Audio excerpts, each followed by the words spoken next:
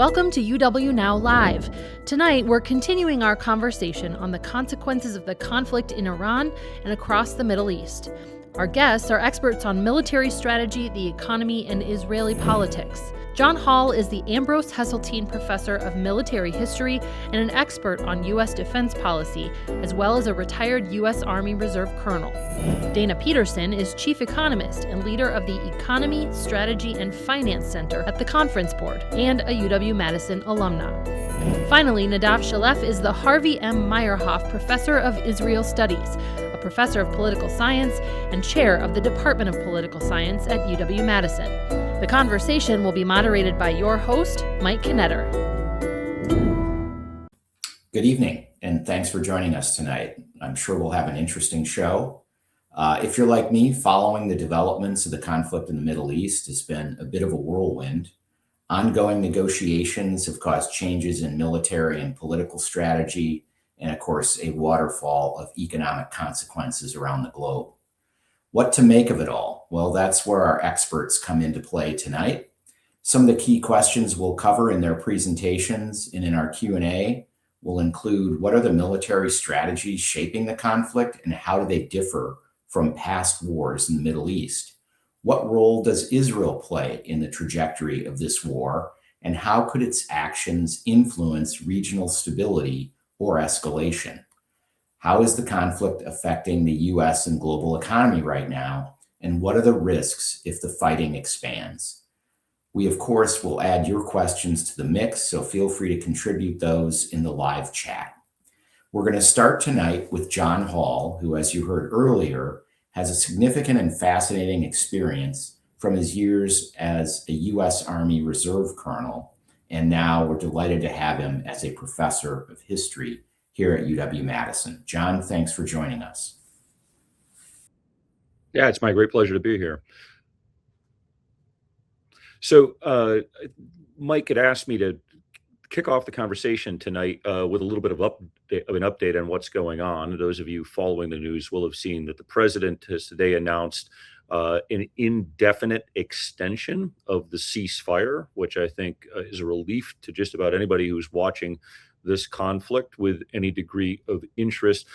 It reflects a couple of things, I think. One, which I'll get back to in just a moment, is this administration's realization that the best way out of this conflict, if not the only way at this point, is via a negotiated settlement. And the other thing it reflects is some sort of struggle inside of the Iran regime at this point, between different factions, notably the IRGC and the Speaker of Parliament, about how far to actually move, how much to give to the Trump administration. And they've asked for a little bit more time to solidify their negotiating position.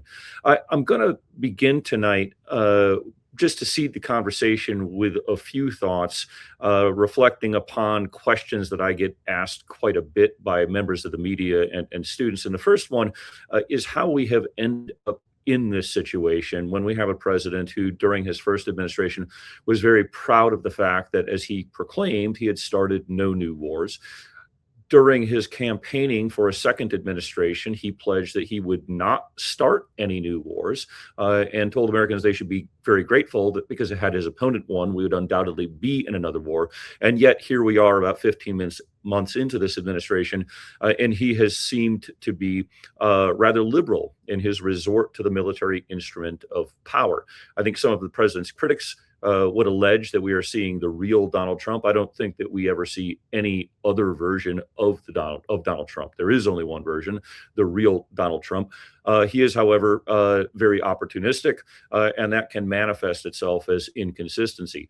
The other element of this, though, is I think that he has learned over his time as commander-in-chief that his use of military force has, up until this point at least, given him dividends and has given him a positive incentive to continue to use military force. So I do recall I was in the Pentagon in June of 2019, and Iran had downed an American drone. There was a planned retaliation for that action, but the president was told that it would kill as many as 120 Iranians. And the president pulled the plug on that retaliation because he thought that those casualties were disproportionate to the offense caused. And they suggested that the president was fairly reluctant, at least at that point, to use the military instrument of power. This began to change in January of 2020 with the assassination of Qasem Soleimani.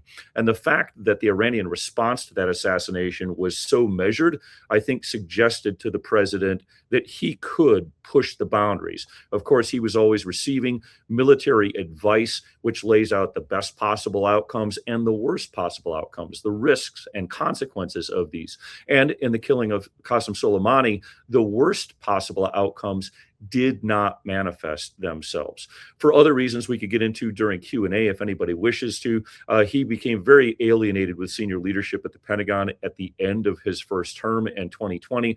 And so when he came back into office for his second term, he undertook a fairly thorough house cleaning, something else we might talk about, and stocked the Pentagon with senior leaders that he felt that he could trust. And he entered a second term without this seeming reluctance to rely or to resort to military force. I think another one of the reasons for that were activities or events that unfolded in the interregnum between his two terms. And I'm referring to Israel's response to the October 7th Hamas attacks. Israel responded with full force against Hamas, against Hezbollah, against the Iranian axis of resistance. Iran retaliated. But what all of that demonstrated was that this much feared Iranian ballistic missile capability and axis of resistance was not as fearsome as some intelligence estimates perhaps suggested. And so he was willing to take yet more risks. And we saw this last June with Operation Midnight Hammer, strikes on Iranian nuclear sites. And the fact that Israel and the United States were able to gain air superiority over Iranian facilities, I think once again lowered the president's threshold to use force. Then last fall, we saw Operation Southern Spear, the strikes on narco traffickers in the Caribbean, very controversial, but the president thought this redounded to his benefit, yet further incentivizing this. And then finally, earlier this year, we saw with the Maduro Operation Absolute Resolve, what the president, I think, came to conceive of as a new model for the use of military force: surgical, precise, limited, and returning the best dividends. In all of these operations, I'm certain the president was briefed on the worst and best possible outcomes. All he got were the best possible outcomes, none of the worst ones. This may now, with Iran, be a bridge too far. We don't know necessarily yet. Events have yet to unfold, but certainly the stakes here were much higher. The risks were much higher. And I'm certain that the president was informed of all of these. And now at last, some of the worst risks or manifestations have become manifest in all of this. The problem now is that the United States has discovered what military historians have known for a very long time, and that is air power alone cannot win a war such as this. It is not sufficient to paralyze the resolve or means of resistance of a determined enemy. And this is, in fact, a determined enemy. And so when President recently threatened civilizational destruction, the targeting of civilian infrastructure, bridges and power grids and so forth, that reflects to some extent how far this administration is willing to go, but it also reflects, I think, the extent to which the U.S. is running out of other military targets. It has no option but to escalate to these. The other obvious military target would be to go after those assets which allow Iran to control the Straits of Hormuz. One of my old commanders is frequently on the Sunday morning talk shows and has said that the United States has the capability to do this, and I do not doubt that that is correct. I also don't doubt that the risks of that are very, very high. Otherwise, I think we would have already attempted such an operation, because continued Iranian control of those straits remains its greatest single leverage when it comes to negotiations. Negotiations represent yet another problem of sorts for the administration. As I've already said, I think the president recognizes the best and only way out of this is through negotiations.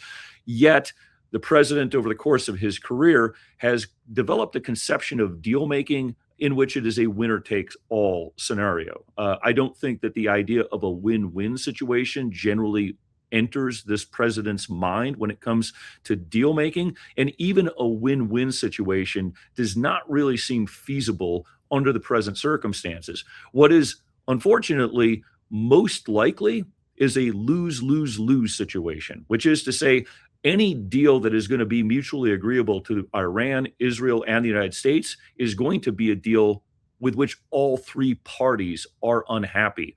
And so, although we have granted an extension to the ceasefire, I don't think that we are necessarily anywhere near close to the point where this administration will concede to that kind of arrangement. Of course, the president could make good on his threats and resume a bombing campaign that targets civilian infrastructure, but this has profound consequences, and I'm sure my colleagues will talk about that, and I can talk about that when we get into Q&A. Among the consequences are the question of the legality of such strikes. I don't think this administration is deterred by citations of international law in this regard. There are ample historical precedents, which this administration has cited, for the Americans and others to use even more, an even heavier military hand that inflicts suffering upon civilian populations in the past.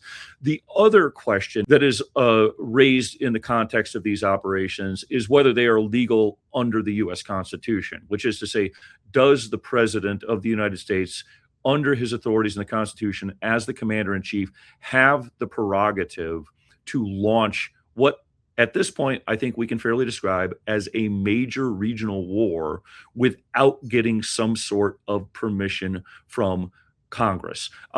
As long as his party controls both houses of that Congress, I think it is a moot question. And both the House and the Senate have demonstrated that they are not interested at this time in reining in the president's war-making authorities. I've thrown up Hamilton and Nixon here as a couple of the more colorful figures in American history that relate to war-making authority and fears of what later historians had called an imperial presidency or an imperial secretary of the treasury in an earlier case. And we can get into that a little bit in the future. I think if everything remains on course and midterms go the way that people predict that they will, you will see renewed efforts and perhaps more successful efforts to curb this administration's war-making power. Hopefully that gives us enough to seed a good conversation a little bit later. Fantastic. Really appreciate the thought you put into those remarks. Certainly teed us up well. And thank you also for that update on the current state. Next, we'll go to Nadav Shelef, professor of Israel Studies, who can talk more about Israel's role in this conflict. Obviously, Israel and the United States attached at the hip at the outset, but obviously the longer things have gone on, probably Israel has interests that diverge a bit from the United States interests. And so we'll hear a little bit about your thoughts on that and also on the recent ceasefire with Lebanon, which helped for a time reopen the Strait of Hormuz. Nadav, thanks for joining us tonight. Great. Thank you, Mike. And it's great to be with all of you. I apologize for my voice. I'm getting off of a really brutal cold. I want to start actually with something that John mentioned, which is the need for a bit of modesty as we think about what's going on in the region and what's going on with this war. We're still in the middle of events, and things are changing day by day, if not hour by hour.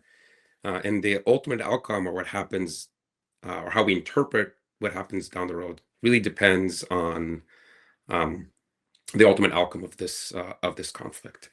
And to date, if there's one thing I would want everyone to sort of take away from this, is that the United States and Israel achieved a lot from their perspective in this conflict with Iran so far.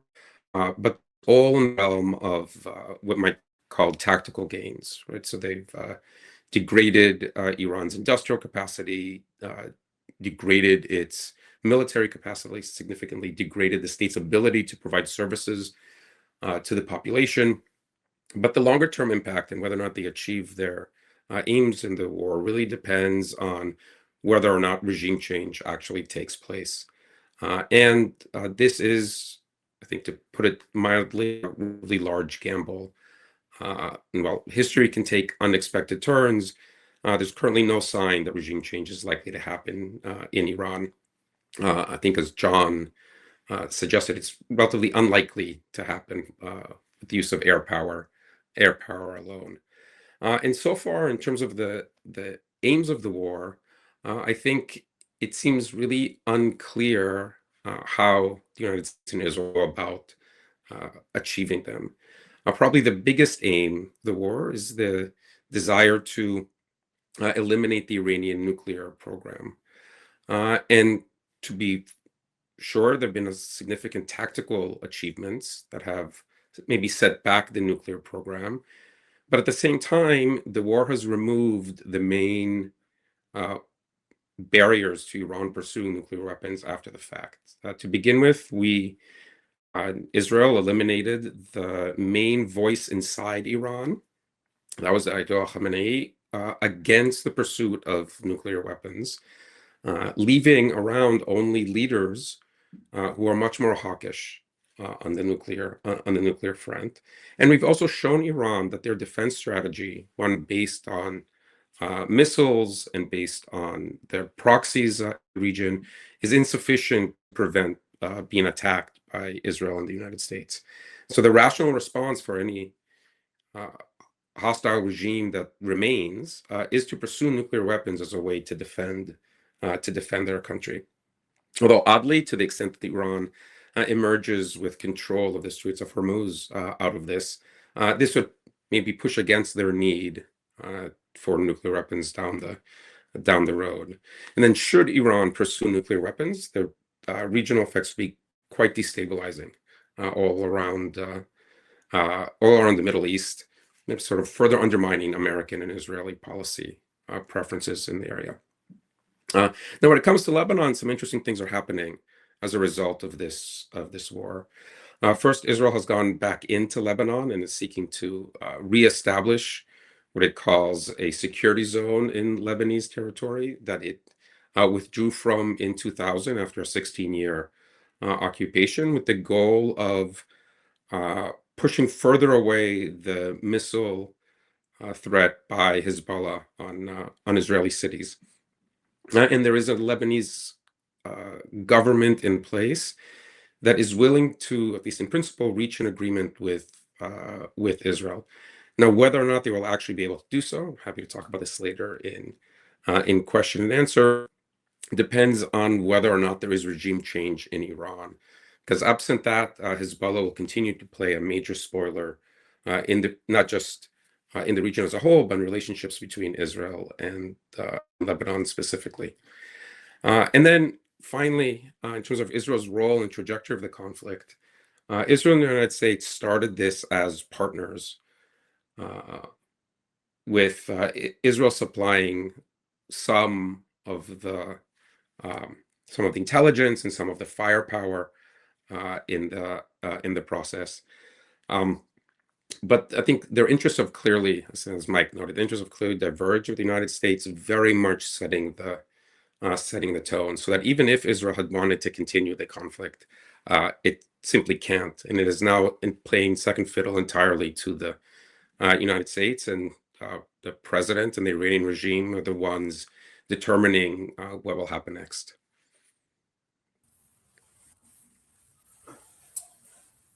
Thank you, Nadav. We will come back to you, I'm sure, with some questions about those remarks, but very helpful in putting a finer point on how Israel fits into this, which is, when you read the U.S. news, kind of a bit in the background these days.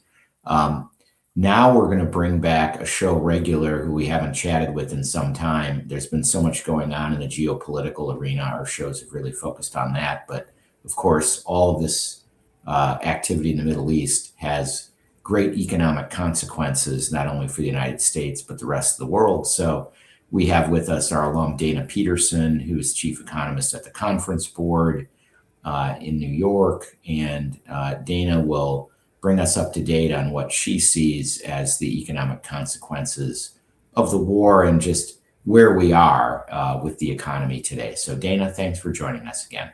Thank you, Mike. The Strait of Hormuz is one of the largest oil choke points. That just basically means a passageway for freight. And as you can see, I circled with a yellow band that the Strait of Hormuz produces, at least transverses 20.9 million barrels per day.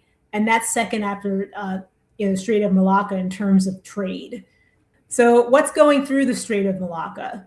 Well, most of it, a big chunk of it is crude oil, 38%, but also liquid petroleum gas, LNG, refined oil products, chemicals, including fertilizers, as well as containers and dry bulk ships, including grain. So quite a bit goes through the Strait of Hormuz, and that reflects the fact that prices have jumped for anything related to energy, fossil fuel energy, and also chemicals or even agriculture, which impacts food.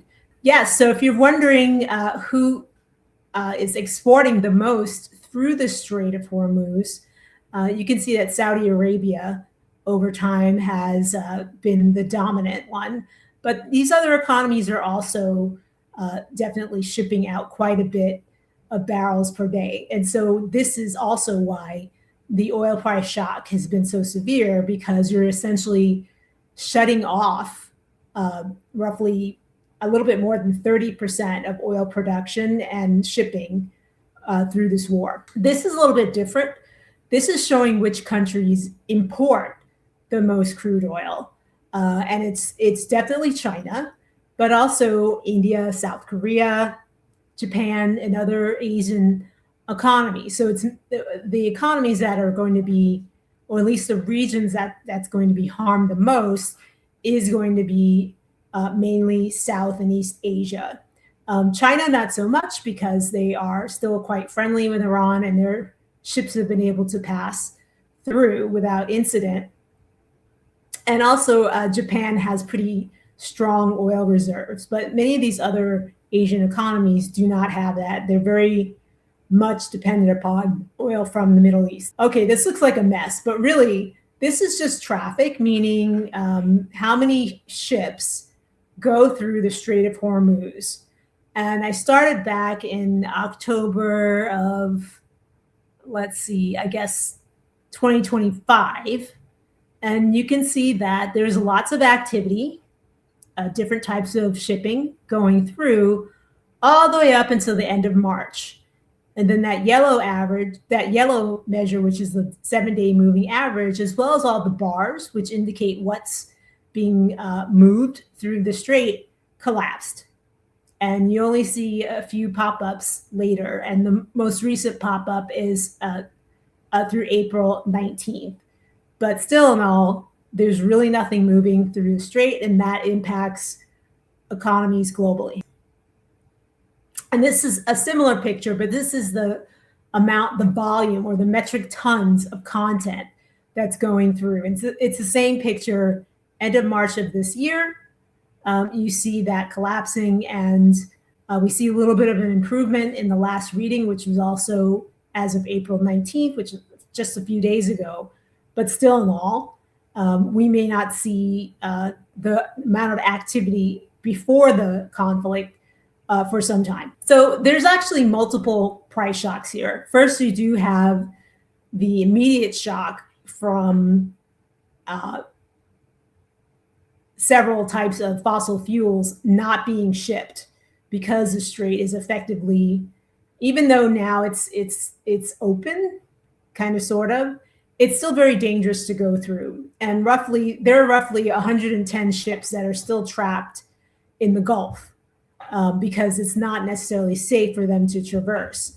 So you can see which products on the left-hand side were immediately impacted And those prices are going up and moving around intraday. So that includes a number of fossil fuels, but also things like urea, ammonia, sulfur, which are critical for fertilizers, but also helium. I think Qatar makes something like 10% of the world's helium, but also aluminum, which is a key input for a lot of metals and big industrial projects, as well as naphtha.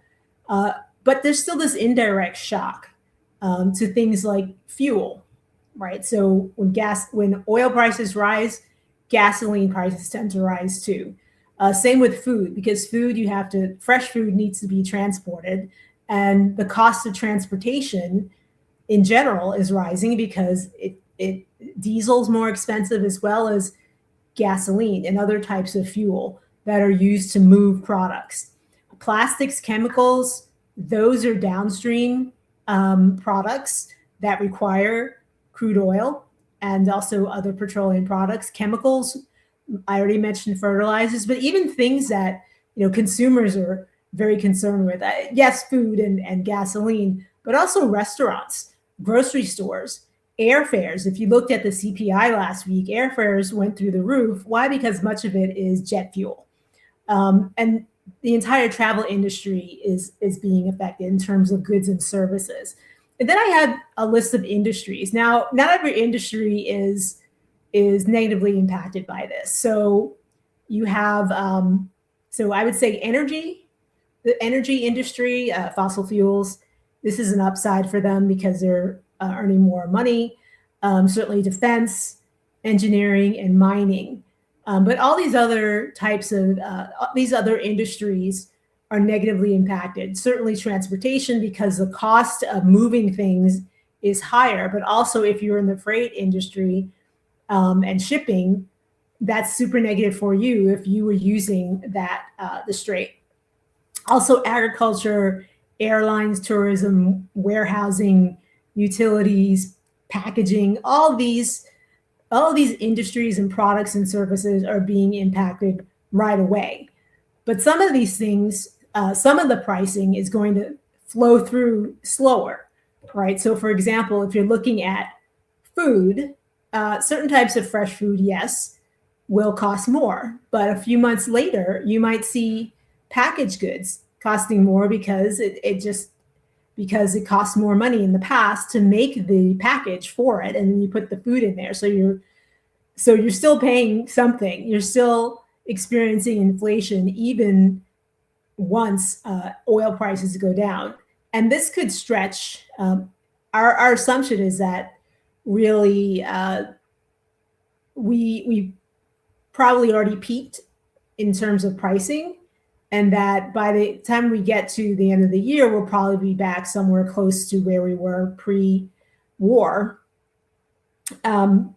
But still, in all, you could have the effect of the inflation flowing through supply chains and ultimately to your wallet through the end of the year. I'm going to go faster.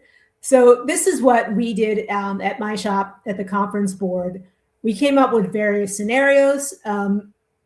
Yes, we're very humble about this and we don't really have the answer, but we basically went with a scenario that on average, the Brent price is $100. So that includes something, the higher prices as well as lower prices through the end of Q2. And then at least 60% of the year, we're going to see flow-throughs of inflation down supply chains, starting with the commodities, but ultimately ending up at the retail store. Clothes are more expensive because it costs more for them to ship those things, and so it ends up in the price tag. If anyone's wondering what would it take to get a U.S. recession, well, we did this. It would be $120 a Brent through the end of this year, and also a really significant shock. And I would actually put that at 83% in terms of the commodity shock or the trade shock, which are the yellow bars. So recession is not our thought. Our base case, again, $100 Brent on average through the second quarter. But this is what it does to global growth. It basically takes off 2 percentage points, our scenario. But worst scenarios, you could take off a 0.5 percentage point. For the US, if you're wondering what stall speed is, it's 1%. So usually when US growth goes under 1%, you kind of land in a recession pretty soon. But the global economy, you don't need negative numbers to get to stall. Basically, any growth that's under 2%. So you'd need a very strong scenario, a very negative scenario to actually have a global recession, and even a US recession. And the thing about a global recession is you kind of need 3 giant regions to participate: the US, Western Europe, and China. But China is not going to be participating because, number one, it's not as, it hasn't experienced as much of a shock to its oil imports. And also the Chinese government says that the economy is going to grow between 4.5% and 5% this year, and it will, no matter what.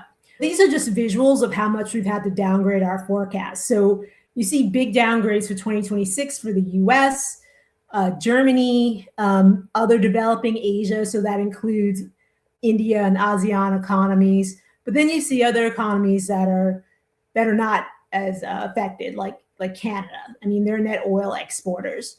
And you also see like Latin America, they're exporting commodities and energy as well. So, and even in the US, energy companies are benefiting right now from the higher prices. And if if this extends, they may start investing in more infrastructure that would create more productivity later on, which would feed growth. So here's our global GDP forecast for the year. We just published this a few days ago. And basically, these are year-on-year growth rates. It's really tiny, but overall, despite the shock, it's still going to be the case that emerging markets are going to drive most of the activity this year, as well as the other developing Asia, because they're just huge. And they're also developing, and that means you have large growth rates until you get past manufacturing and more into a services-led, especially consumer-led economy, where you can grow slower and still be okay. So we don't have any recessions here, but you can certainly think of scenarios where some of these economies, especially in Asia, might experience something that is a recession, or at least feels like it. So for the US, we assume the same shocks. So we don't need, but you can see that GDP growth, you lose about 0.4 percentage point. Inflation pops by 0.6 percentage points. And employment isn't really impacted really. So much of the shock is going to be felt through inflation first, and then that weighs down GDP growth. So I mentioned stall speed. For the US, anything below 1% is called stall speed. And I don't have the chart here, but if you look at US GDP and you plaster on it recession bars, you'll see that whenever the US economy got to 1%, it just kept slipping. I'm not saying that's going to happen this time. It's not our base case.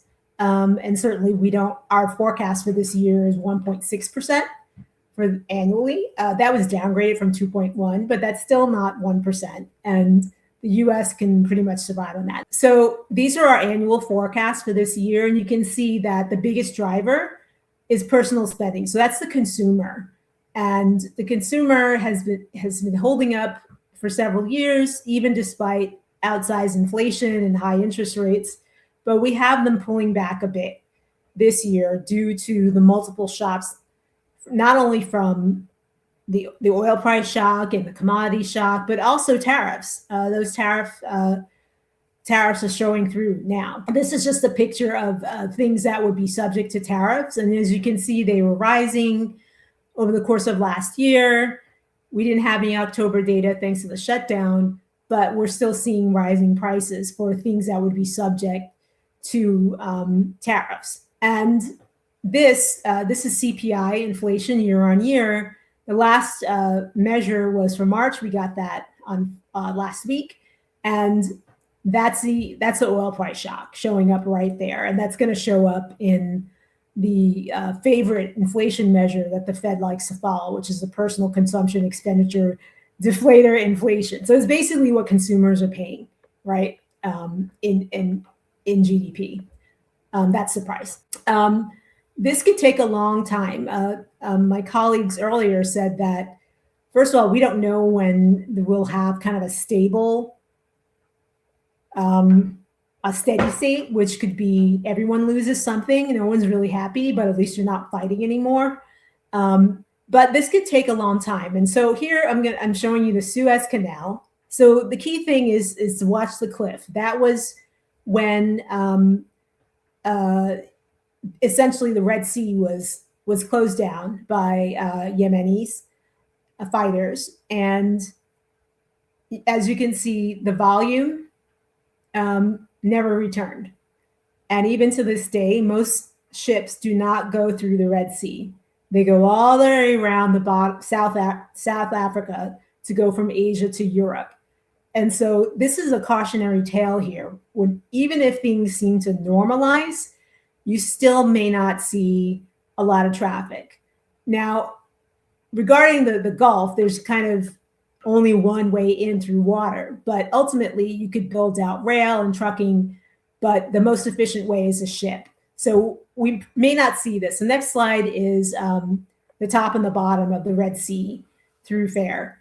And this has not returned to normal in terms of activity. So, and another thing that one of my colleagues mentioned earlier is that there's been a lot of destruction, right? So even if the war is declared over tomorrow, oil prices may recover a little bit, but they may still remain elevated because it's going to take a long time to fix what's broken and then restart production, move all the ships that are in there out, and then, make sure that the strait is safe enough.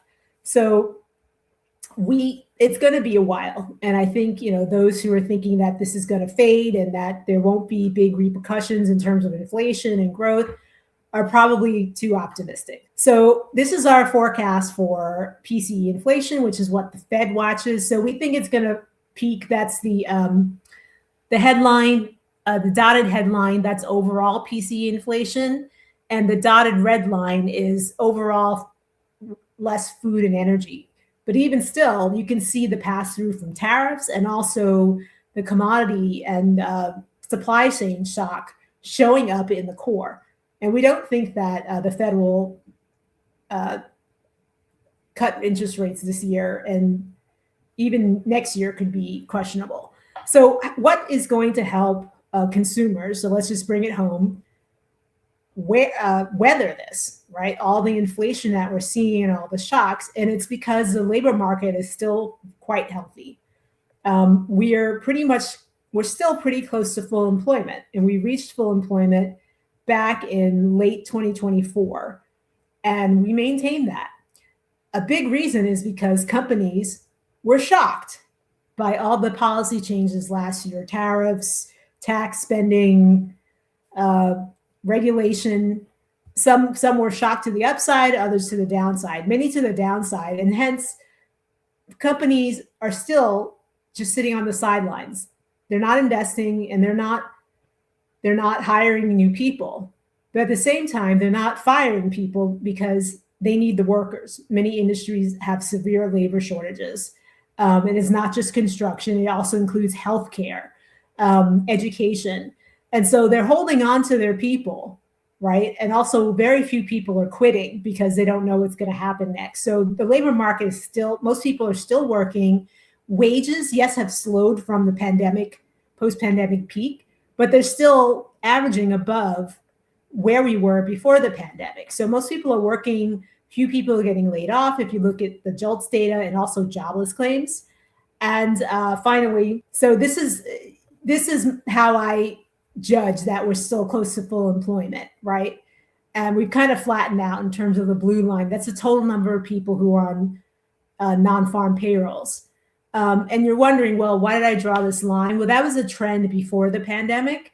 And I think the divergence is really the fact that we have all these retirements and we also have stricter immigration policies. So that's the gap. But I think, we are still pretty close to full employment, and that's a good thing. That means consumers have jobs and can pay for products and services that are more expensive due to inflation. And so we think the unemployment rate is probably going to top out at 4.7%. And that was our judgment before the war. And a lot of it has to do with the pass through of tariffs and some demand destruction. But again, like I said, most companies are still in flux. They're still in shock. They're not doing anything. And so they're holding on to their workers. And as long as workers are working, you're not going to see the unemployment rate go up but that much. And you also have the dampening effects of retirements and people leaving the labor market. So this is my last slide. And basically, these are just a bunch of Taylor rules, which basically is a rule for how much or how little or what direction should the Fed move policy rates. And basically, all those yellow lines are a bunch of scenarios. And all of them are saying that the Fed funds rate should stay elevated. So we don't expect any Fed rate cuts this year. And like I said, next year is kind of a toss-up. Thank you. Thank you, Dana. We'll probably have a few questions about the economy, but looking at the comment stream, I can say people are really digging into the geopolitics of the situation, as we might all expect. But I felt like this was a time we needed to take stock of the economy, and we appreciate the thoroughness of your work, as always. Let me first go to John Hall with a question, and Nadav, feel free to chime in on this. I think this sort of applies to both the U.S. actions vis-a-vis Iran and the Israeli actions in Lebanon. And, I think you alluded to this already, Nadav, but John, I'm just going to say, are we done with military action? Because I don't really know what else we're going to achieve with air power that doesn't look like it might have a bigger backlash globally that makes it not worth doing. I sort of feel like Iran has maybe taken our best military shot, and it doesn't seem to be able to open the Strait of Hormuz unless we're going to commit ground troops or play some other strategic game that I'm not aware we can play. And for Nadav, following up on my question to John, I would say, can Israel create a lasting peace through short-run military dominance? So, John, are we done with hostilities, based on this extension of the truce? I'm sure we have to act as though we're not necessarily done, but yeah, in the spirit of humility, I will not proclaim that we are done. It is my estimation, however, that we have crossed over the point of diminishing military returns. And I think the administration recognizes that, which is why it indefinitely extended the ceasefire right now, because there are real costs and consequences, not merely economic, but in terms of backlash, political backlash at home, I think is of marked importance to this administration, as is the way the market responds. And so I do think the administration is going to be very reluctant to declare the ceasefire over and to resume the campaign. In the meantime, however, Israel and the United States do have exquisite intelligence, and they continue to collect intelligence. And so there are no doubt additional target lists that they are maturing. There are other things that the United States and Israel can and would go after aside from the civilian infrastructure. But I think that everybody's hope is, in fact, that heightened military operations are over. The administration has not ruled out the use of ground forces in the theater as well. And that is a question I often get asked, is will we see boots on the ground in Iran? One Texas congressman has suggested that we should do this, that the regime will topple automatically and we will be greeted as liberators. Anybody who's paid any attention to recent U.S. history in the Middle East and Southwest Asia, I think would take that prognostication with a massive grain of salt. And I think the administration, more to the point, the uniformed advisors, so the CENTCOM commander, the chairman of the Joint Chiefs of Staff, I think they would be very, very reluctant to recommend such a course of action. If this administration feels, though, that it is painted itself into a corner, and there is no other good way out, I cannot rule out that they resume. I think John had just made his point. So, Yeah. any chance we'd use ground troops to get the uranium out? If they were attempt to do this, and I know only what other well-read people know on that option, they would try to do that with some kind of surgical special operations operation. Senior people in the administration have said that this would not be an enduring thing. It would not lead to, an effort at nation building or anything like that. But again, the risks of doing something like that are incredibly high. And I do not think that the uniformed advisors would recommend that course of action, even as a matter of due diligence, they prepare plans for it. Yeah, just as a layperson, I imagine they know where their uranium is, and they would probably be quite ready to take some actions if people, came to get it. But okay, Right. Nadav, can Israel really solve its long-term problems and create lasting peace through military dominance of Hezbollah, Hamas, the Houthis, and the U.S. maybe stopping Iran from advancing? Let me just sort of maybe pick up where John ended. I kind of think the question of is this the end of the conflict, or are we going to see more? I think a lot depends on the time scale at which we are looking at. It's entirely possible if things ended where they are today, effectively in a stalemate, then we would likely increase the probability of additional conflict down the road. Right? That it's not unlike, especially from the Israeli perspective, that at some point Iran becomes too big of a threat to deal with again, and it decides to try and do something again, and effectively tries to buy 2 to 5 to 10 years and then try it again. And so I think, absent a resolution, it's entirely possible that we're enter a cycle of conflict. This again, absent sort of a definitive resolution one way or the other. To answer your question, in my estimation, no. I think there is no, you fight wars to win, right? And then you have to sit down with the people you're fighting with to reach an agreement. You can't reach an agreement just by overwhelming dominance or overwhelming force. You can't beat your adversaries, in this case, into submission. And I think more than that, I think one of the things that Israel has shown itself to be in this particular round of conflict is very, very strong, very, very capable, and very unpredictable. And Israel is sort of emerging as an unreliable partner in the security realm here. And if anything, that may push away potential agreements, say with the Gulf states or others, where the cost to them of normalizing relations with Israel just went up, right? Because who knows what from their perspective, what Israel will do in Lebanon or the West Bank or someplace else that might redound to their disadvantage. And so I think the only way, I think peace or strength is not enough with which to reach peace. So Bill Rowerdink had chimed in earlier with a question, or a comment and then a question, which is, isn't this really the first ever kind of real coalition in which Israel and the Gulf states are aligned versus Iran? And how does that impact long-term stability in the region? And I think what you're saying is this probably hasn't gone as smoothly as the Gulf states might have hoped.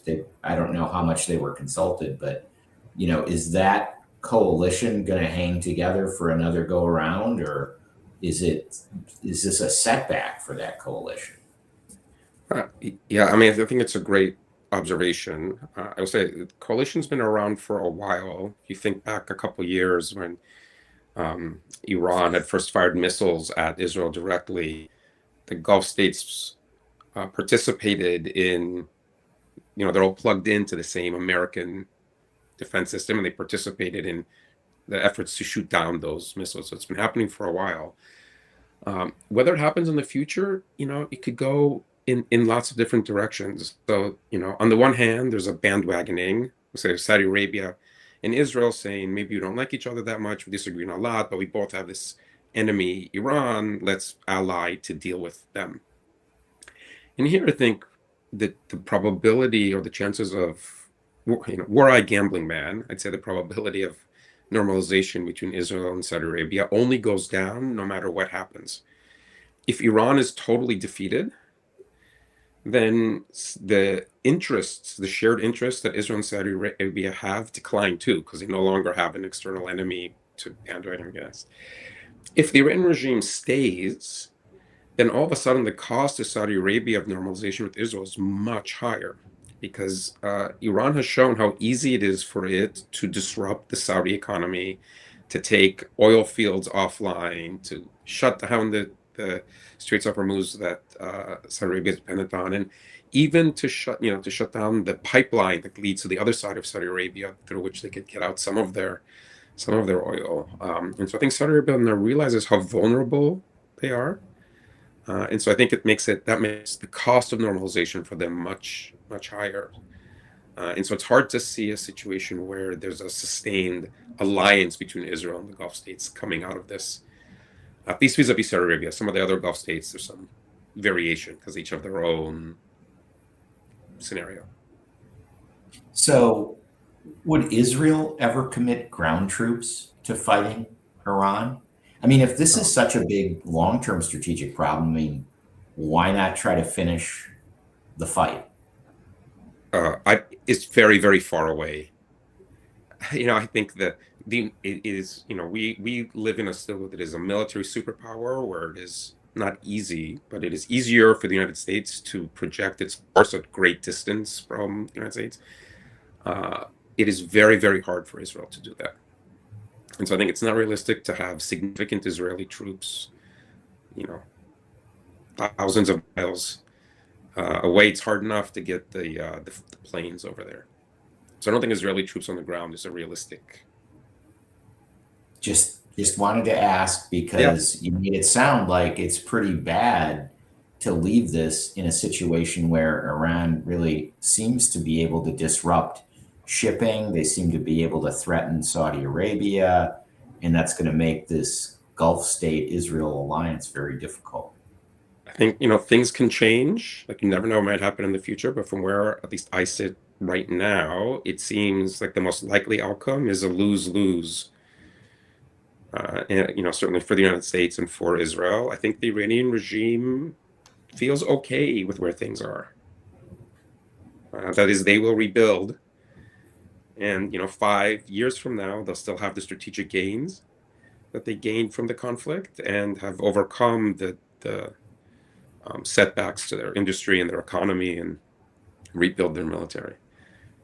I did see Brett Hawkins chime in and say he reported that the IRGC has rejected the extension of the truce. All right. Has anyone else seen that?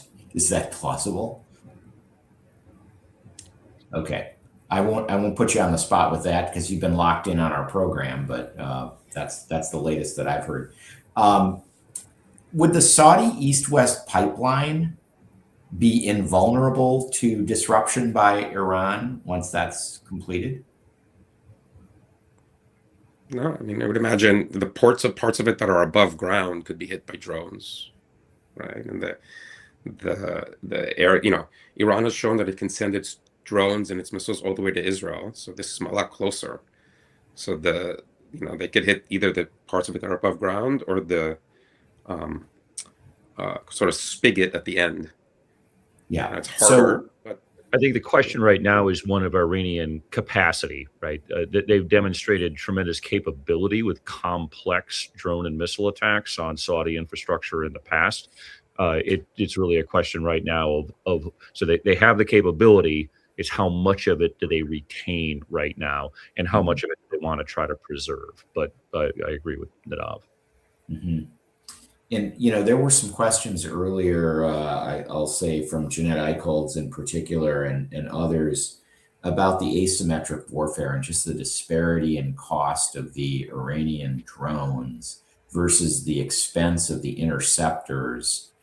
Were we unprepared for this? Is there not a cheaper solution to defending ourselves? And at what point will drone attacks visit U.S. soil? Well, this is a problem that's been recognized for quite some time. The cost of the interceptors, the industrial capacity to produce them at the numbers that are needed, and the ability of an opponent such as Iran to swarm and if not overwhelm and penetrate air defenses, at least raise the cost of defending against them to such a level that it looks like a net win for the person swarming with inexpensive drones. So this is not anything that is unexpected. This is something that is war gamed constantly, and in those war games, the precise number of interceptors spent at different locations, moving assets around like chess pieces. It's also an issue of limited assets on the U.S. side. At some level, this is sort of like trying to cover a king-size bed with a queen-sized comforter, and you just simply don't have enough assets to cover everything. So I mentioned earlier that I have no doubt that the president was briefed on the risks and the likely consequences. I don't think that there is anything remotely surprising in how Iran has responded, and that includes this disparity in cost of drone to cost of interceptor.